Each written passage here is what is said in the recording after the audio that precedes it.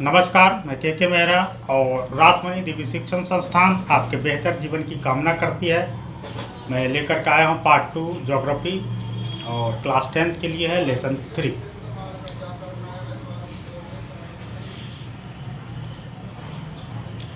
Multipurpose river project and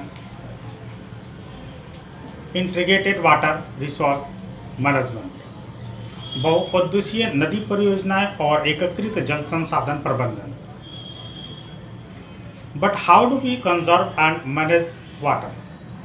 लेकिन हम पानी का संरक्षण और प्रबंधन कैसे करते हैं?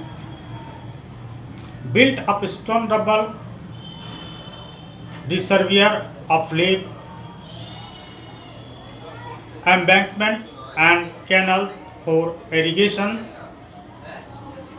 पुरातात्विक और ऐतिहासिक अभिलेखों से पता चलता है कि प्राचीन काल में हम सिंचाइयों के लिए पत्थरों के मलबे, जलाशयों या झीलों, तटबंधों और नहरों से बने बांधों जैसे परिष्कृत हाइड्रोलिक संरचनाओं का निर्माण करते आ रहे हैं। Archaeological and historical records show that from ancient times we have been constructing sophisticated hydraulic structure like dam.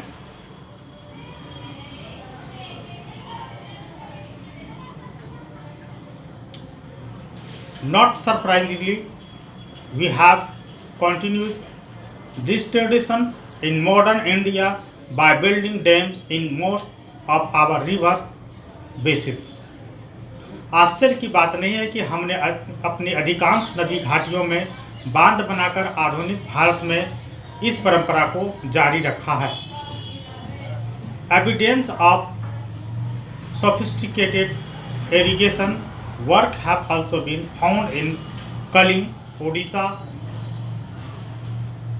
परिष्कृत सिंचाई कार्यों में साक्ष्य कलिंग से भी मिले हैं। ओडिशा, नागार्जुनकोंड आंध्र प्रदेश, बेन्नूर कर्नाटका, कोल्हापुर महाराष्ट्र आदि।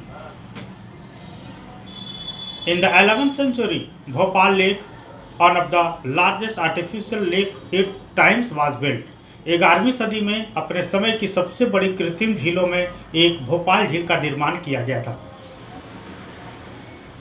In the 14th century, the tank in Hauj Khas, Delhi was constructed by Iltutmish for supplying water to Sri Fort area. 14वीं शताब्दी में हौज खास दिल्ली में टैंक का निर्माण इल्तुतमिश द्वारा सीरी फोर्ट क्षेत्र में पानी की आपूर्ति के लिए किया गया था।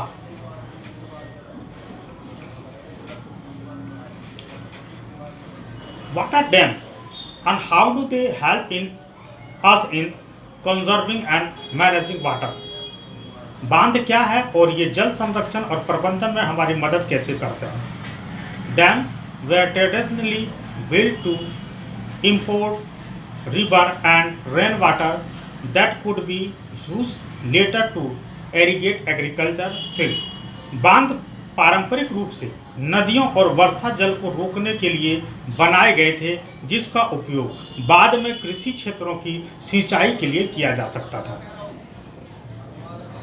Today, dams are built not just for irrigation but for electricity generation, water supply for domestic and industrial uses, food control, recreation, inland navigation and fish breeding.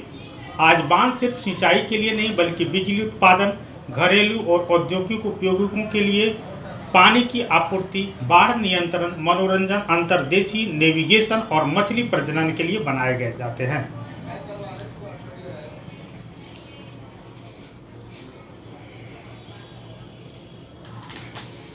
Hence, dams are now referred to as multi-purpose projects where the many uses of the impounded water are integrated with one another.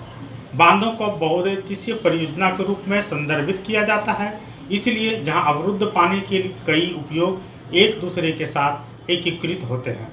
For example, in the Sutlej Beas river basin, उदाहरण के लिए सतलुज ब्यास नदी basin में the Bhakra Nangal परियोजना के पानी उपयोग the Bhakra Nangal project water is being used both for hydraulic power produce and irrigation.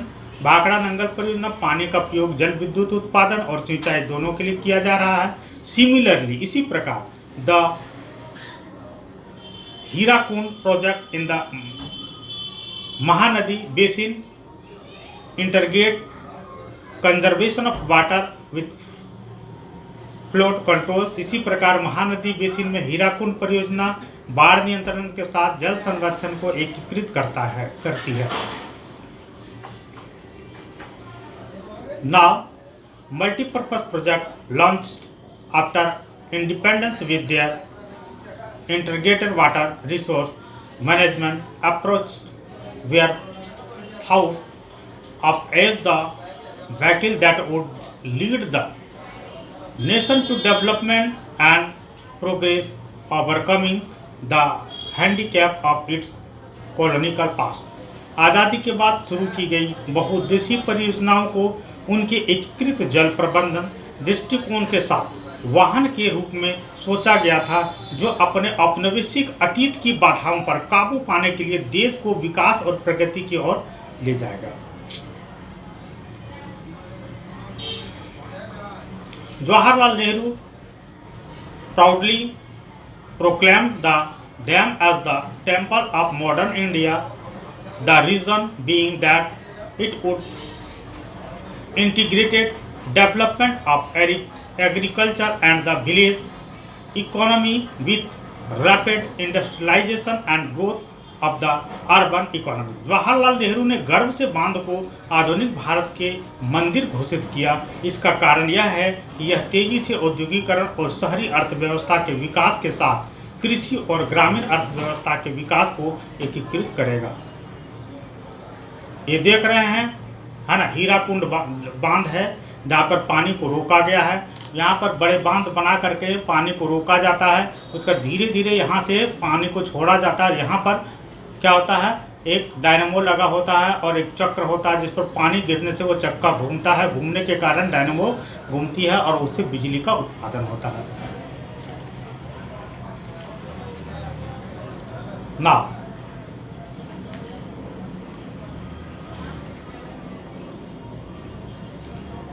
a dam is a barrier across flowing water that obstructed direction or restrains the flow, often creating a reservoir, lake or impoundment। एक बांध बहते पानी में एक बाधा है जो प्रवाह को बाधित, निर्देशित या धीमा करता है।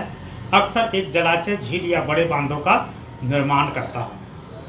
Dam refers to the reservoir rather than the structure।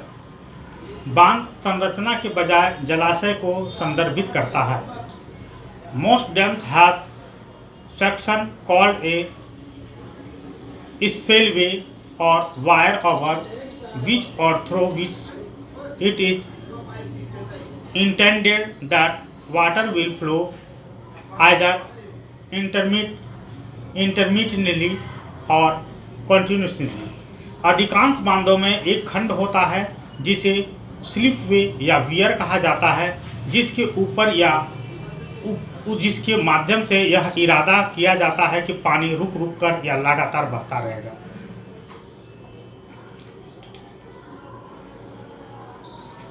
Dams are classified according to structure, intended purpose of height। बांधों को संरचना, इच्छित उद्देश्य या ऊंचाई के अनुसार वर्गीकृत किया जाता है। Based on structure and the material used, dam are classified as timber dam, embankment dam or masonry dams with several subtypes। संरचना के उपयोग के आधार पर, सामग्रियों के आधार पर बांधों को लकड़ी के बांध, तटबंध बांधों या चिनाई वाले बांधों के रूप में वर्गीकृत किया जाता है, जिसमें कई प्रकार हैं। According to the highest dam can be categorized as large dam and major dam or alternative as low dams medium, high dam and high dam. ऊंचाई के अनुसार बांधों को बड़े बांधों और प्रमुख बांधों या वैकल्पिक रूपों से निम्न बांधों, मध्यम ऊंचाई वाले बांधों और उच्च बांधों के रूप में वर्गीकृत किया जाता है।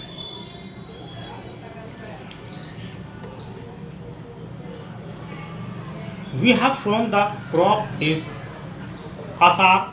We will bring Bhadu in Bhadra floods have slogan the Damodar. हमने असर में फसलें बोई है, हम भद्रा में भादु लाएंगे, दामोदर में बाढ़ आ गई है। The sailing boats can not sail off, नावें नहीं चल सकती है। Oh Damodar we fall at your feet, Damodar हम आपके चरणों में गिरते हैं। रेड्यूस द फ्लोड, बाढ़ को कम करें। A little Bhado will come a year later, Bhado एक साल बाद आएंगे। Let the boat sail on your surface, नावों को अपनी सतह पर चलने दें। This popular Bhadu song in the Damodar valley region narrate the trouble faced by people owing to the flooding on Damodar river known as the river of sorrow।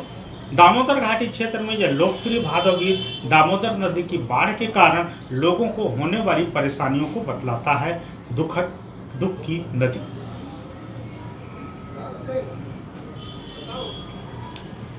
In recent years, multi-purpose projects and large dams have come under great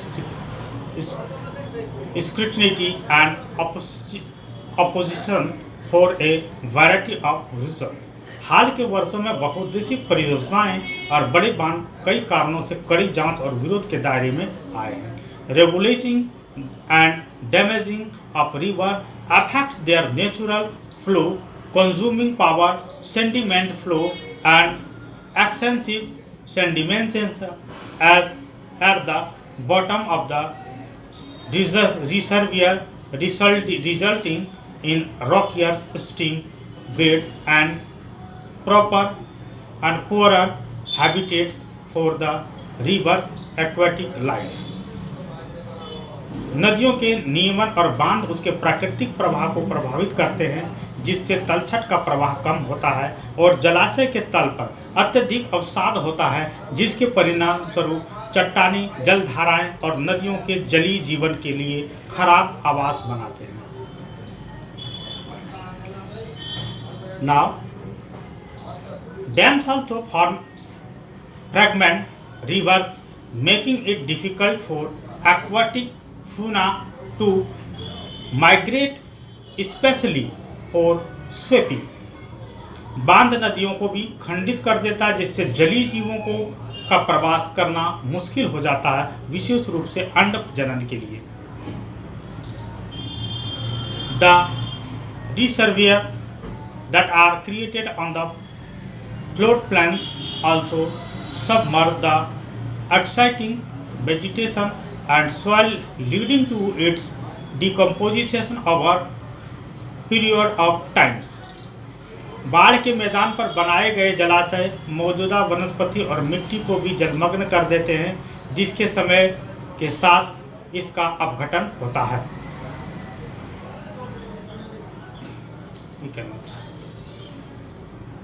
Multi-purpose projects and large dams have also been the cause of many new environmental movements like the Narmada बचाओ आंदोलन and the Tehri dam आंदोलन etc। बहुउद्देशीय परियोजनाओं में और बड़े बांध भी कई नए पर्यावरण आंदोलन जैसे नर्मदा बचाओ आंदोलन और टिहरी बांध आंदोलन आदि के कारक के रूप में हैं।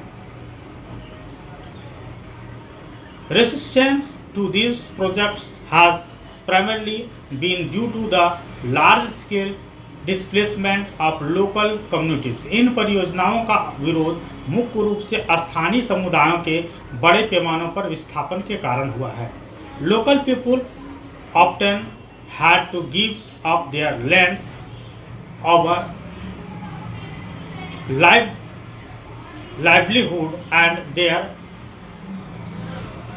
major access and control over resource for the greater good of the nation। स्थानीय लोगों को अक्सर राष्ट्र की भलाई के लिए अपनी भूमि, आजीविका, संसाधनों पर अपनी सीमित पहुंच और नियंत्रण को छोड़ना पड़ता था।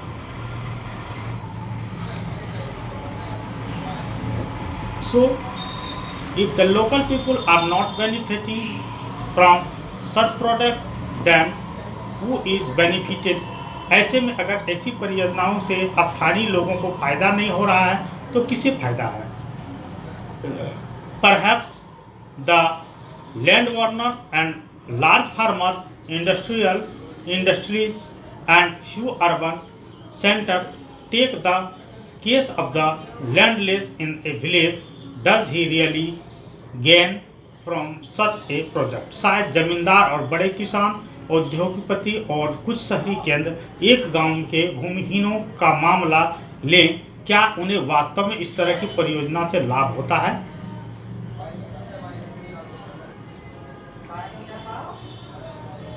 नर्मदा बचाओ आंदोलन और save Narmada movement is a non-government organization NGO that mobilized tribal people, farmers, environmentalists and human rights activity against the Sardar Sarovar Dam being built across the Narmada River in Gujarat. Narmada बचाओ आंदोलन या नर्मदा बचाओ आंदोलन एक गैर सरकारी संगठन है जिसने गुजरात में नर्मदा नदी पर बनाए जा रहे सरदार सरोवर बांध के खिलाफ आदिवासी लोगों, किसानों, पर्यावरणविदों और मानवाधिकार कार्यकर्ताओं को लामबंद किया। It originally focused on the environmental issue related to trees that would be submerged under the dam water. Recently, it has refocused the aim to enable poor citizens, especially the ostrich displaced people, to get full rehabilitation facilities from the government. यह मूल रूप से बांध के पानी के नीचे जलमग्न होने वाले पेड़ों से संबंधित पर्यावरणीय मुद्दों पर केंद्रित था। हाल ही में इसने गरीब नागरिकों, विशेष रूपों से विस्थापितों को सरकार से पूर्ण पुनर्वास सुविधाएं प्राप्त करने में सक्षम बनाने के उद्देश्य पर फिर से ध्यान केंद्रित किया है।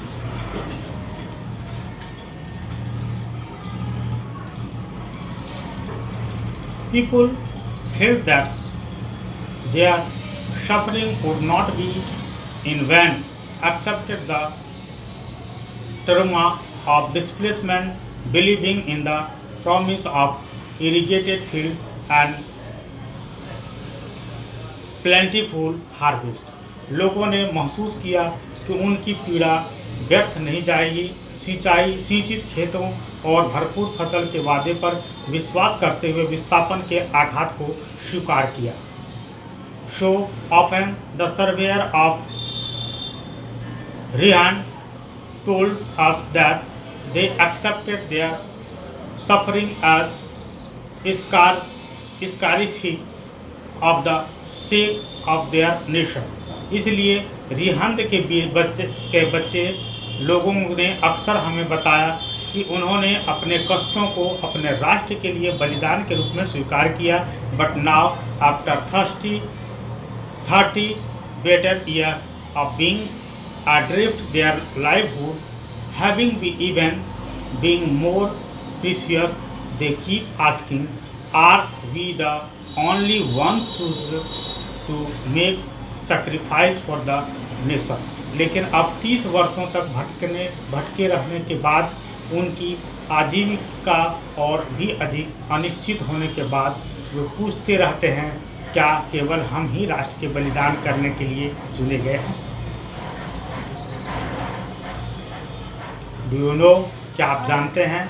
Do you know that the Krishna Godavari dispute is due to the objection raise by Karnataka and Andhra Pradesh government? क्या आप जानते हैं कृष्णा गोदावरी विवाद की शुरुआत महाराष्ट्र सरकार द्वारा कोयना पर जल विद्युत परियोजना के लिए बांध बनाकर जल की दिशा परिवर्तन कर कर्नाटका की और आंध्र प्रदेश सरकारों द्वारा आपत्ति जताने से हुई थी। It is regarding the diversion of more water Koyna by the Maharashtra government for multiple project. This would reduce water stream from flow in their states with address consequence for agriculture and industry.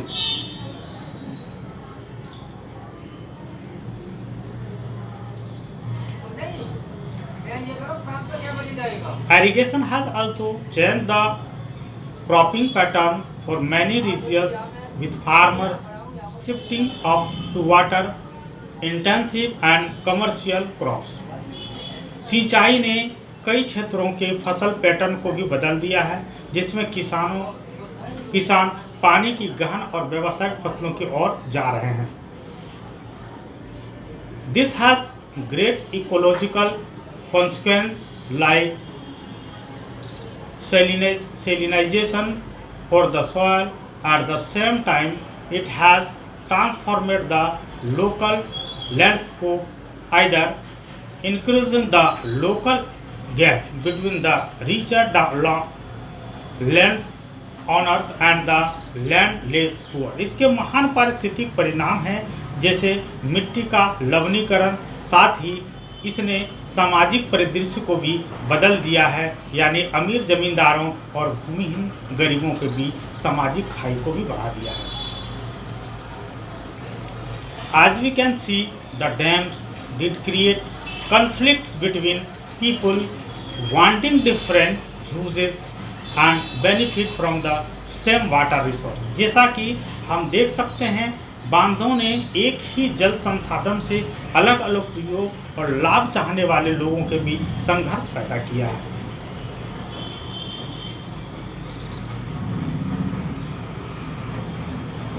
In Gujarat, the Sabarmati Basin farmers were agitated and almost caused a riot over the higher property given to water supply in urban area, particularly during drought. Gujarat में Sabarmati basin के किनारे उत्तेजित थे और शहरी क्षेत्रों में विशेषकर सूखे के मैदान दौरान पानी की आपूर्ति को उच्च प्राथमिकता देने पर लगभग दंगा कर दिया.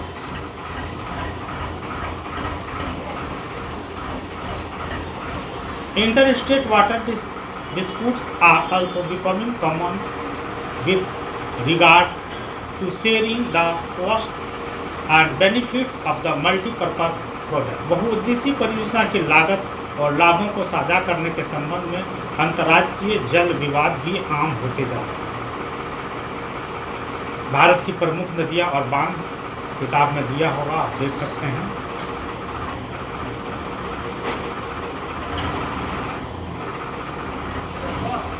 Most of the objection of the project across due to their failure to achieve the purpose for which they were built. परियोजना के लिए अधिकांश आपत्तियां उन उद्देश्यों को प्राप्त करने में विफल होने के कारण उत्पन्न हुई जिनके लिए वे बनाए गए थे. Ironically, the dams that were constructed to control floods have triggered flood due to sedimentation in the reservoirs. विडंबना यह है कि बाढ़ को नियंत्रित करने के लिए जो बांध बनाए गए थे, जलाशय में अवसाद के कारण बढ़ गई है. Moreover, the big dams have mostly been successful in controlling floods at the time of extensive rainfall. इसके अलावा बड़े बांध अत्यधिक वर्षा के समय बाढ़ को नियंत्रित करने में अधिकतर असफल रहे हैं. You may have seen or read how the release of water from dams during rain aggravated the flood situation in Maharashtra and Gujarat in 2006. आपने देखा या पढ़ा होगा कि कैसे भारी बारिश के दौरान बांधों से पानी छोड़े जाने से 2006 में महाराष्ट्र और गुजरात में बाढ़ की स्थिति बिगड़ गई है. Now, the floods have not only devastated life, food, property, but also caused extensive soil erosion. बाढ़ ने न केवल जीवन और संपत्ति को तबाह कर दिया बल्कि व्यापक रूप से मिट्टी का कटाव भी किया है। Sedimentation also meant that the flood plants were deprived of silt, a natural fertilizer, further adding onto the problems of land degradation। अवसादन का अर्थ यह भी है कि बाढ़ के मैदानों को गाद एक प्राकृतिक उर्वरक से वंचित कर दिया गया, जिससे भूमि क्षरण की समस्या और बढ़ गई। It was also observed that the multi-purpose projects induced earthquakes, caused waterborne disease and pest and pollution resulting from excessive use of water। यह भी देखा गया कि बहुउद्देशीय परियोजनाओं ने भूकंप को प्रेरित किया, पानी के अत्यधिक उपयोग के परिणाम स्वरूप जल जनित रोग और कीट और प्रदूषण का कारण बना। Rainwater harvesting, many thought that given the disadvantage and rising resistance against the multi-purpose project, water harvesting system was a viable alternative both socio-economical and environmentally। जल वर्षा संचय कई लोगों ने सोचा कि बहुउद्देशीय परियोजना के खिलाफ बढ़ते प्रतिरोधों और नुकसान को देखते हुए जल संचयन प्रणाली सामाजिक, आर्थिक और पर्यावरण दोनों दृष्टि से एक व्यवहारिक विकल्प था। इन ancient India, along with the sophisticated hydraulic structure, there existed an extraordinary tradition of water harvesting system। प्राचीन भारत में परिष्कृत हाइड्रोलिक संरचनाओं के साथ जल संचयन प्रणाली की एक असाधारण परंपरा मौजूद थी। People had in-depth knowledge of rainfall regimes and soil types। लोगों को वर्षा व्यवस्थाओं और मिट्टी के प्रकारों का गहन ज्ञान था। And developed wide-ranging techniques to harvest rainwater, groundwater, river water and flood water in keeping with the local ecological conditions and their water needs। और उन्होंने स्थानीय स्थितियों और उनके पानी की ज़रूरतों को ध्यान में रखते हुए वर्षा जल, भूजल, नदी के पानी और बाढ़ के पानी के संचयन के लिए व्यापक तकनीक विकसित की। In hill and mountainous region, people build diversion channels like the Gulf or Cools of the Western Himalaya for agriculture। पहाड़ी और पर्वतीय क्षेत्रों में लोगों ने कृषि के लिए पश्चिम हिमालय के गुल या कुल जैसे पथांतरण चैनलों का निर्माण किया।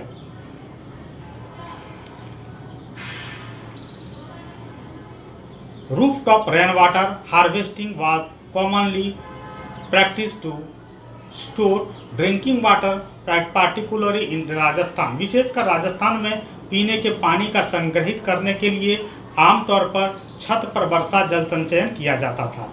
इन the flood plain of Bengal, people develop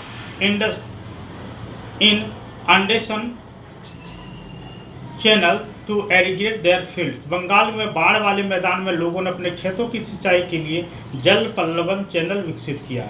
in arid and semi-arid region, agriculture fields were converted into rain-fed storage structure that allowed the water to stand and moisten the soil, like the khadins in Jaisalmer and Jhodh in other parts of Rajasthan. शुष्क और अर्धशुष्क क्षेत्रों में कृषि क्षेत्रों को वर्षा आधारित भंडारण संरचनाओं में परिवर्तन कर दिया गया था, जिससे जैसलमेर में खादीन और राजस्थान के अन्य हिस्सों में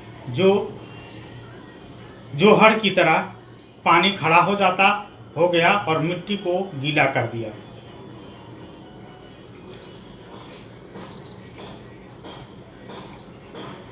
In the semi-arid and arid region of Rajasthan, particularly in Bikaner, Phalloid or Burma. Almost all the houses traditional had underground tanks or tank for storing drinking water. Rajasthan के अर्ध शुष्क और शुष्क क्षेत्रों में विशेष रूप से बीकानेर, फौलादी और बाड़मेर में लगभग सभी घरों में परंपरागत रूप से पीने के पानी के भंडारण के लिए भूमिगत टैंक या टंका होता था. The tank could be as large as big room. One household in Phalodi had a tank that was 6.1 meters deep, 4.27 meter long and 2.44 meters wide. Tank एक बड़े कमरे जितने बड़े होते थे. फौलादी के एक घर में एक तालाब था जो 6.1 मीटर गहरा, 4.27 मीटर लंबा और 2.44 मीटर चौड़ा था. Are you a water harvester? This monsoon join us in counting the raindrops.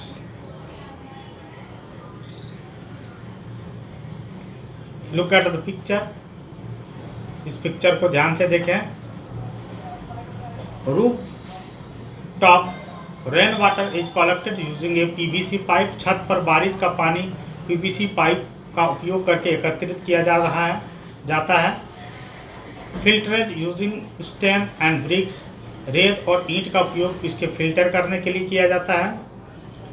Underground pipes tanks water to sump of immediate uses. नाबादान से अतिरिक्त पानी को कुएं में लाया जाता है. Excess water from the sump is taken to the well. भूमिगत पाइप पानी को तत्काल उपयोग के लिए सम्प ले जाता है. Water from the well recharge. The underground take water from the well later. कुएं से पानी भूमिगत रिचार्ज करता है, कुएं से पानी लेता है बाद में, ठीक है ना. और इस प्रकार से पानी को यूज किया जाता है. किस पानी को? रूफ वाटर, छत के पानी को. Now we learn about floods. बाढ़ के बारे में हम पढ़ेंगे. बाढ़ आती तो किस प्रकार की समस्या होती है. यहाँ पर कुछ न्यूज़पेपर के कटिंग दिए हैं. हैवी रेन ड्राउन्स कलकत्ता में बहुत ज़्यादा बाढ़ हुई है, ठीक है ना. Basic safety protection to be taken, ठीक है. आइए हम बाढ़ के बारे में जानते हैं. फ्लड्स क्या है.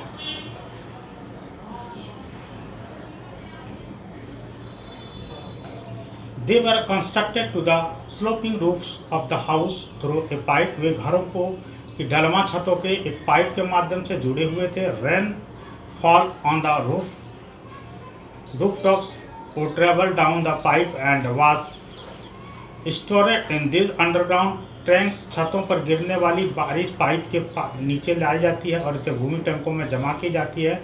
The first spell of rain was usually not collected as this pipe. बारिश का पहला दौर आमतौर पर एकत्र नहीं किया जाता था क्योंकि इसकी छतों और पाइप साफ हो जाते थे. The rain water from the subsequent shower was then collected. इसके बाद की बारिश को पानी से एकत्रित किया जाता था. The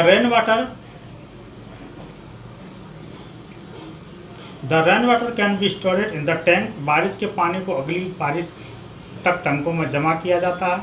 Still the next rainfall making it an extremely reliable source of drinking water. जिससे यह पीने का पानी एक अत्यंत अविश्वसनीय स्रोत बन जाता है. When all other sources are dried up, particularly in the summer, जब अन्य सभी क्षेत्र सूख जाते हैं खासकर गर्मियों में, रेन वाटर और पेलर pan as commonly referred to this part is considered the purest from the natural water. जल वर्षा या पालर पानी जैसे कि आमतौर पर इन भागों में कहा जाता है प्राकृतिक जल का शुद्धतम रूप माना जाता है. Many houses constructed underground rooms adjoining the tanks to beat the summer heat as it would keep the room cool. कई घरों ने गर्मी से बचने के लिए टंका से सटे भूमिगत कमरों को निर्माण किया क्योंकि यह कमरा ठंडा रखता था. Today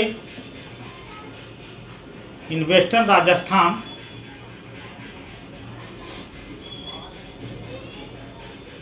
sadly the practice of Rooftop rainwater harvesting is on the decline as plenty of water is available due to the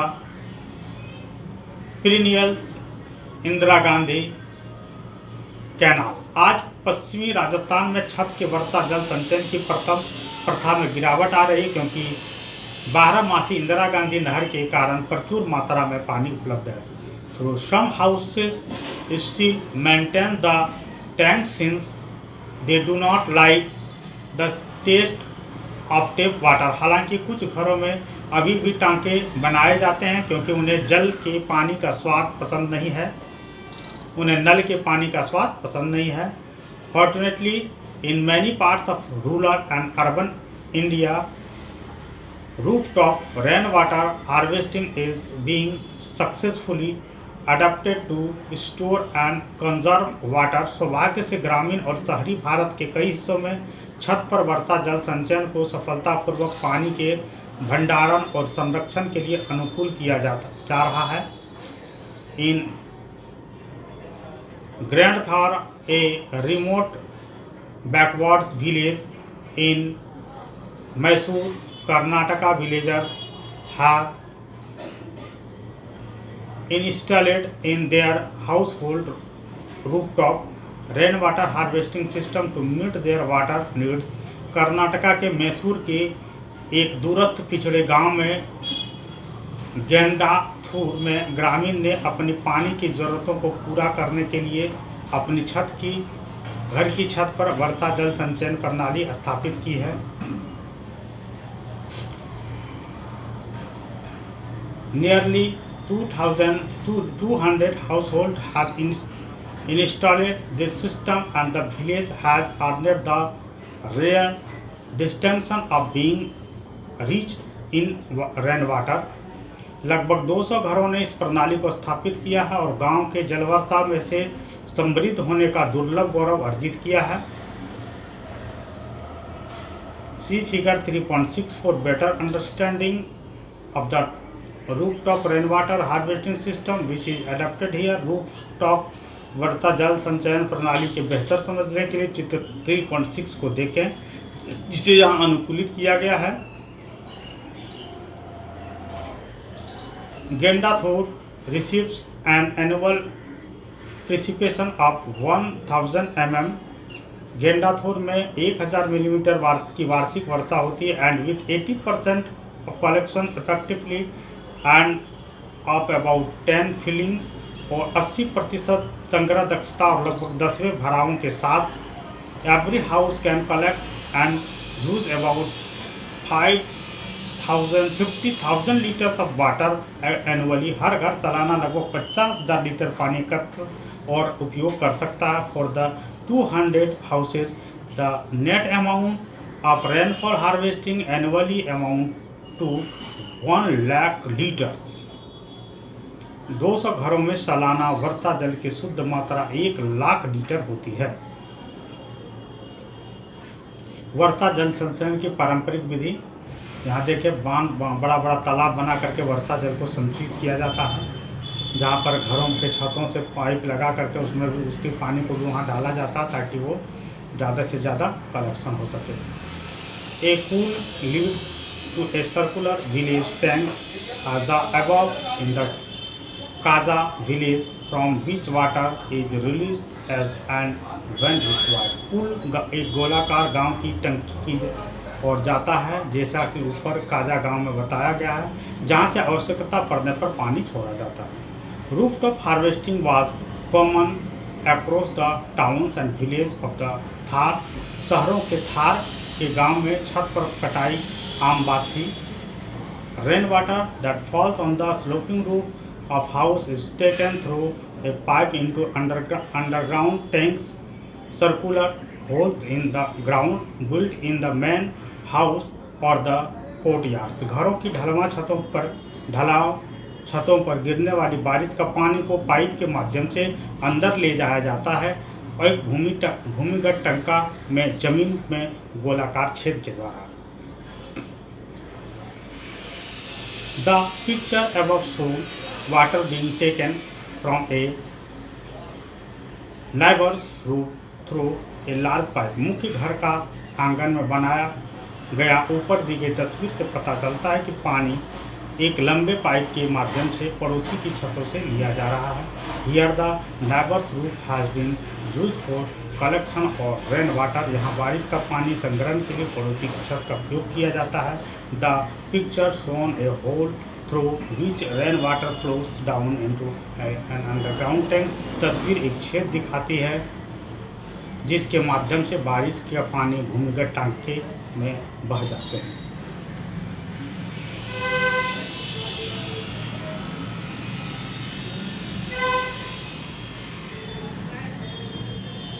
Now the chapter is end. Thank you so much for reading this book chapter.